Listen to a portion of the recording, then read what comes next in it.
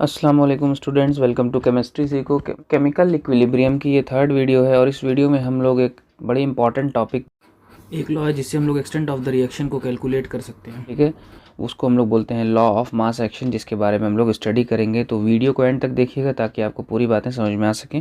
तो चलिए शुरू करते हैं।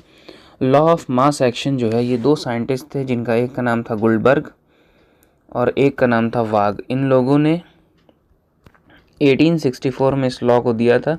इसके अकॉर्डिंग जो रेट होता है, ठीक है, according to this law rate at विच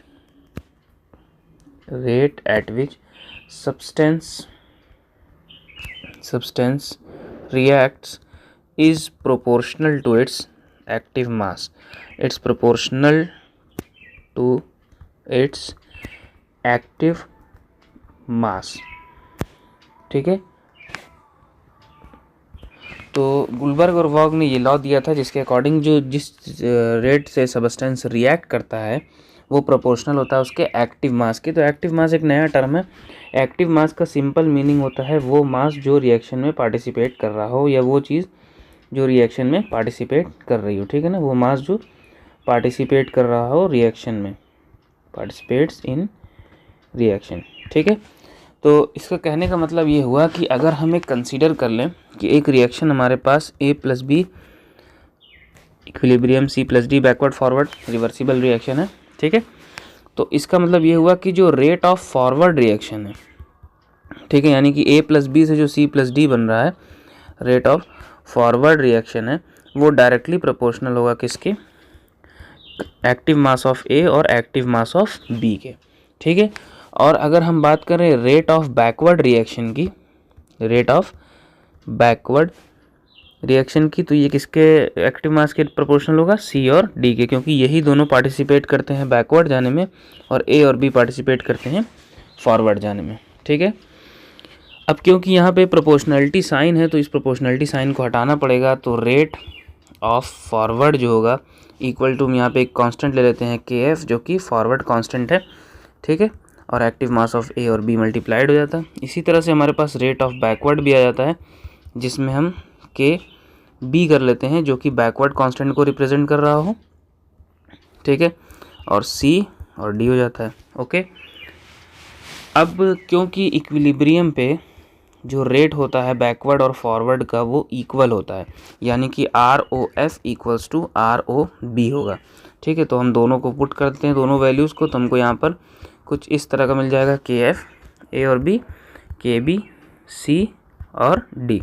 ठीक है, अब हमारे पास दो कांस्टेंट्स हैं यहाँ पर और दो एक्टिव मास हैं दोनों साइड। तो हम क्या करते हैं, इसको डिवाइड करते हैं। तो फॉरवर्ड और बैकवर्ड को इस तरह से कर लेते हैं, इक्वल्स टू क्या हो जाएगा, C ऊपर और नीचे A और B। ठीक है, तो ये हमारे पास इक्वेशन बन जाएगा। और जो KF अपॉन KB होता है वो बराबर हो जाता है किसके, KF अपॉन KB बराबर हो जाता है KE के। ठीक है, तो CD अपॉन A और B, KE जो है यही है हमारा क्या, इक्विलिब्रियम कांस्टेंट। बेसिकली जो ratio of active mass of product with reactant is equals to the equilibrium constant, क्योंकि ये एक्टिव मास है जब रिएक्शन, जब अगर हम फॉरवर्ड में देखें तो ये हमारे पास ये प्रोडक्ट की तरह है। ठीक है, हम जब फॉरवर्ड में देख रहे हो तो, और ये हमारा एक्टिव मास होगा जब हम बैकवर्ड में देख रहे होंगे तब। ठीक है, तो हमको ये मिल जाता है इक्विलिब्रियम कांस्टेंट। हम कुछ इस तरह से रिएक्टेंट अपॉन प्रोडक्ट के एक्टिव मास को कंसीडर करके निकाल सकते हैं। जैसे इसका एक एग्जांपल लेते हैं, हमारे पास एक हेबर प्रोसेस होती है, ठीक, जिससे एमोनिया बनाई जाती है। जैसे nitrogen plus 3 moles of hydrogen जब रिएक्शन करते हैं तो हमको 2 मोल्स ऑफ एमोनिया मिलता है। ठीक है, तो ऐसे केस में जो इक्विलिब्रियम कांस्टेंट होगा वो क्या हो जाएगा, ऐसे केस में इक्विलिब्रियम कांस्टेंट हम लोग लिखेंगे NH3। अब इसके बाद यहाँ पर एक स्टोइकियोमेट्रिक कोएफिशिएंट है जिसको हम पावर में लगा लेते हैं, इसको ध्यान देना पड़ेगा। ठीक है, और नाइट्रोजन एक ब्रैकेट में एक्टिव मास और हाइड्रोजन में अगेन एक स्टोइकियोमेट्रिक कोएफिशिएंट है, तो इसके पावर 3 कर लेते हैं। तो इस तरह से हम हेबर प्रोसेस का इक्विलिब्रियम कांस्टेंट कैलकुलेट कर पाएंगे। अगर एक जनरल रिएक्शन की बात करें, ठीक है, जनरल रिएक्शन की बात करते हैं, जैसे मेरे पास जनरल रिएक्शन सपोज कर लेते हैं हमारे पास है A+3B रिवर्सिबल 2C+4D कर लेते हैं, ठीक है। जनरली रिएक्शन कुछ भी आप कर सकते हैं, समझने के लिए बता रहा हूँ। तो ऐसे केस में इस रिएक्शन का इक्विलिब्रियम कांस्टेंट कैलकुलेट होगा C⁻², D⁻4। जो स्टोइकियोमेट्रिक कोएफिशिएंट है उसको बेसिकली हम सीधे पावर में लगा देते हैं, A और B⁻3। तो ऐसे हम लोग इक्विलिब्रियम कांस्टेंट को ईजिली कैलकुलेट कर सकते हैं, ठीक है। तो ये था हमारा लॉ ऑफ मास एक्शन।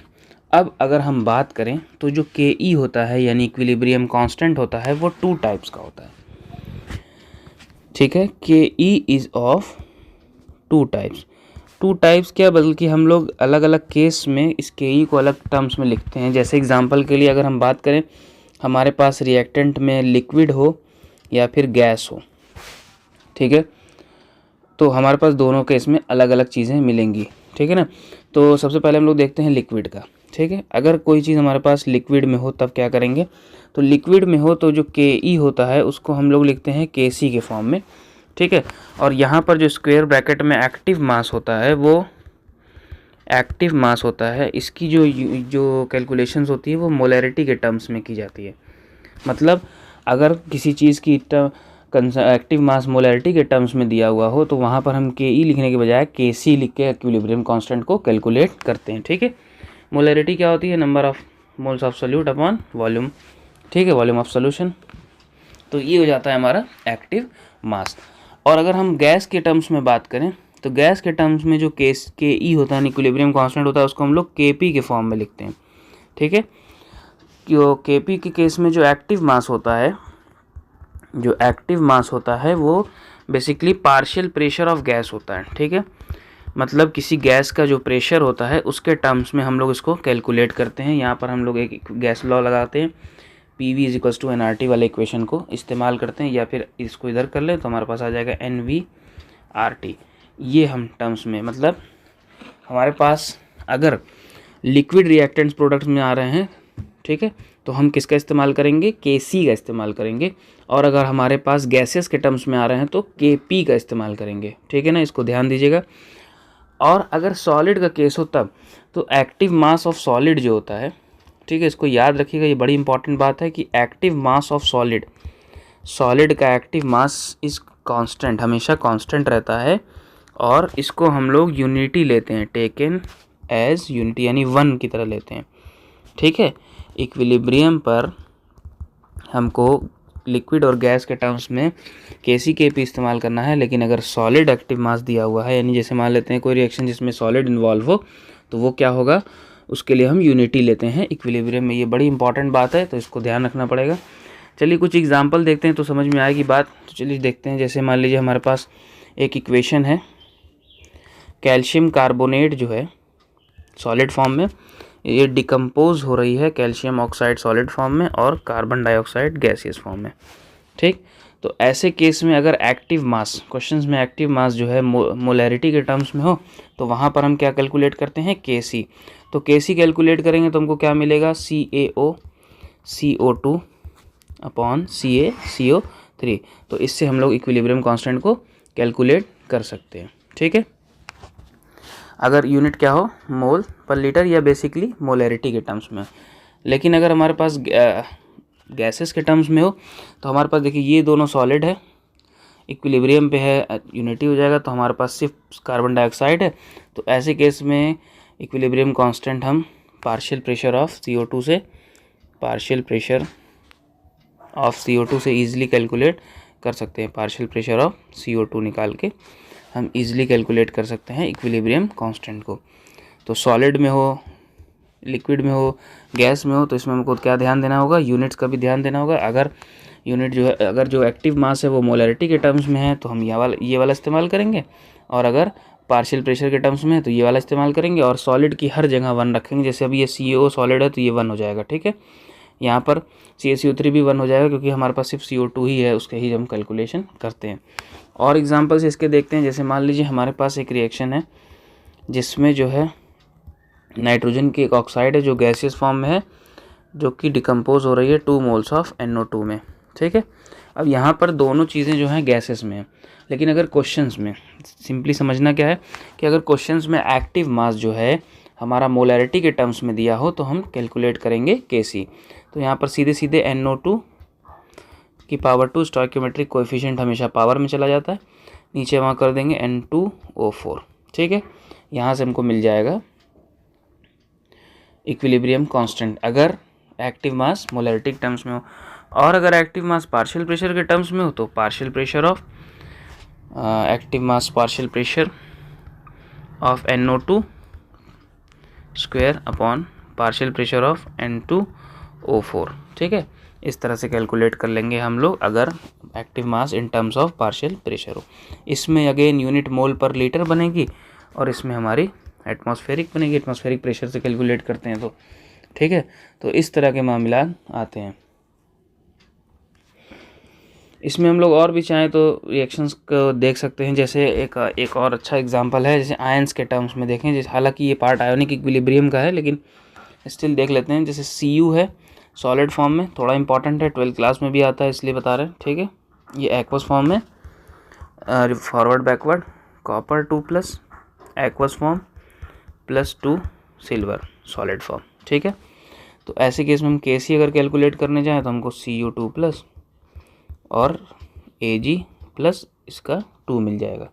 ठीक है, अब क्यों हमने यहाँ पर सिल्वर नहीं रखा है, क्योंकि अगेन हमको पता है कि ये सॉलिड फॉर्म है तो इसका एक्टिव मास 1 हो जाएगा, यूनिटी हो जाएगा। ये भी सॉलिड फॉर्म में, इसका एक्टिव मास 1 हो जाएगा, तो इसको पुट करने की ज़रूरत ही नहीं, Kc सीधे सीधे ये हो जाएगा। ठीक है, अब इसमें कॉपर Cu2+ है, एक्टिव मास अगर क्योंकि Kc कैलकुलेट किया तो इसका मतलब एक्टिव मास इसका मोलैरिटी, तो मोलैरिटी की यूनिट मोल पर लीटर। इसके केस में बात करें तो इसकी क्या होगी मोल पर लीटर, मगर यहाँ पर स्क्वायर है तो अब देखिए यहाँ पर यूनिट क्या हो जाएगी, चेंज हो जाएगी। जैसे तो ये पूरा कैंसिल आउट हो जाएगा, अपॉन 1 हो जाएगा, तो ये इन्वर्स में आ जाएगा सारा का सारा, यानी कि मोल पर लीटर इन्वर्स, या सिंपली लिखें तो लीटर पर मोल। तो इसका भी ध्यान देना है कि इक्विलिब्रियम कांस्टेंट की यूनिट जो है बार बार चेंज होती रहती है, हर जगह सेम नहीं होगी। ठीक है, वो डिपेंड करेगा अकॉर्डिंग टू रिएक्टेंट प्रोडक्ट्स जो भी हम ले रहे हैं उसके अकॉर्डिंग, रिएक्शन में जो चीज़ें जो स्पीशीज़ पार्टिसिपेट कर रही हैं उनके ऊपर। तो इस वीडियो में बस इतना ही। होप की वीडियो समझ में आई हो, और अगर कोई डाउट या क्वेश्चन रह जाता है तो कमेंट सेक्शन में ज़रूर पूछिएगा। नेक्स्ट वीडियो में हम लोग डिस्कशन करेंगे एक बड़ी ही इंपॉर्टेंट न्यूमेरिकल टॉपिक जिसको में हम लोग रिलेशन डिराइव करेंगे Kp और Kc में, यानी कि इक्विलिब्रियम कांस्टेंट पार्शियल प्रेशर के टर्म्स में और इक्विलिब्रियम कांस्टेंट मोलैरिटी टर्म्स में, इन दोनों में आपस में क्या रिलेशन है इसको। So thanks for watching.